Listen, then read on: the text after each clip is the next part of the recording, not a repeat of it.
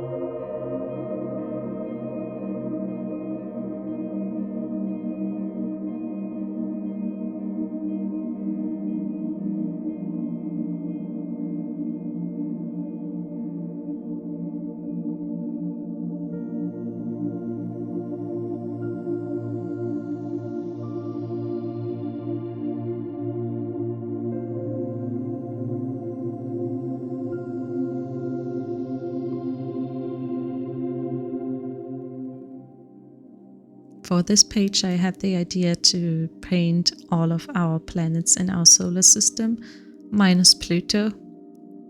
When I think about how to design my page in my bullet journal, I usually end up dividing it into either 8 or 10 equal sections.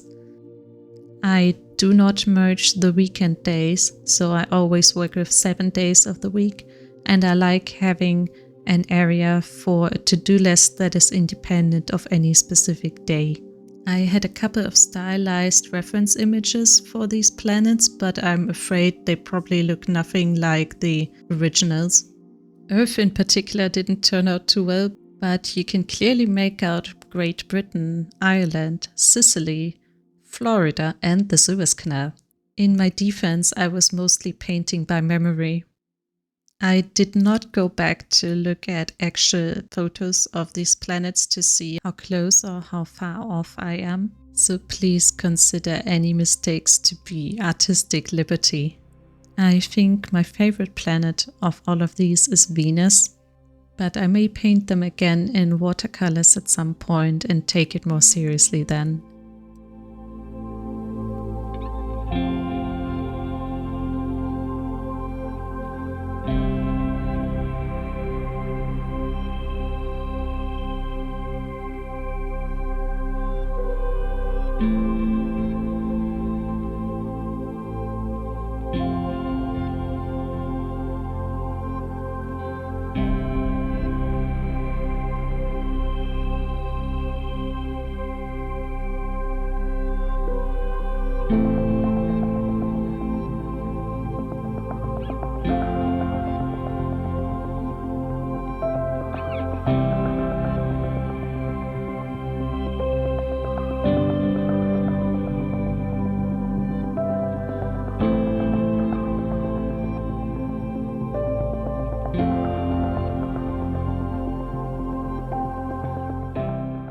Now we are progressing to the geekier pages. This here is a design from the game No Man's Sky. I think it's on the cover of the game. I used my professional wash paint by Holbein for this one, and it was a very smooth painting experience. But I was very glad I decided to only do a small section of the cover art. This kept this particular spread simple enough that I got done relatively quickly.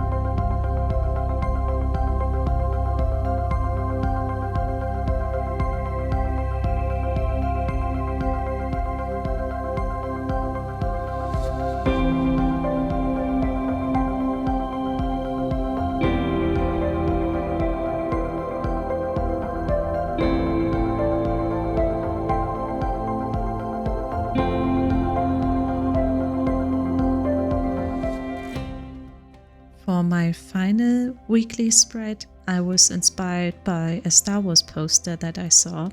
I just stretched it a little to fit on 2 pages. What you might notice here is that the yellow paint isn't very opaque, and same can be said for the orange. This is what I noticed when I worked with these Holbein paints before. I just completely forgot about it. It's not too bad because I wanted to use a very dark brown over the pencil lines anyway. But sadly I discovered that my dark brown from my Holbein paints has almost dried out at this point as well. So what do you learn from this? If you buy art supplies, you also need to use them up at some point. Luckily I was able to revive my brown paint, and this page turned into my favorite page of all of them. So this is the last weekly spread, but there's one more page to look at.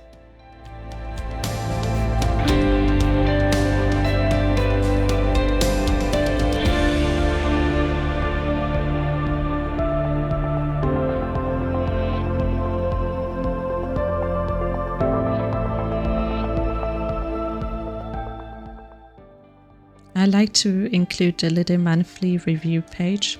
So here are a bunch of BB-8s holding my trackers. I have no idea if the shading makes any sense, but luckily they are stylized enough that it doesn't matter too much. I found it weirdly difficult to figure out where to put the orange circles on his body. So you will see me paint over a few failed attempts here. But the result is fairly cute. I will see you at the end of this video with a final flip through of all of our pages.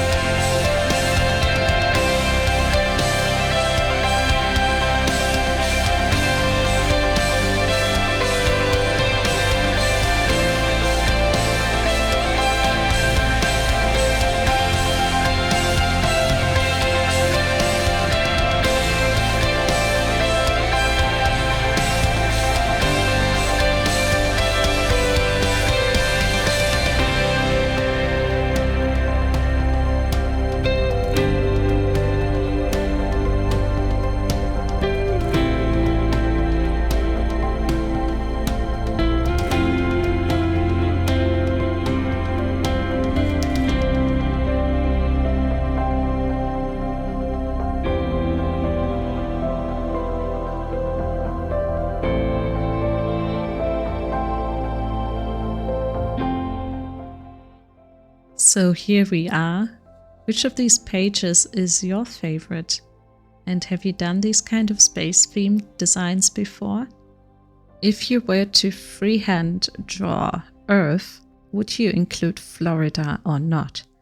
I look forward to reading your answers in the comments. Thank you for watching and see you next time. Bye.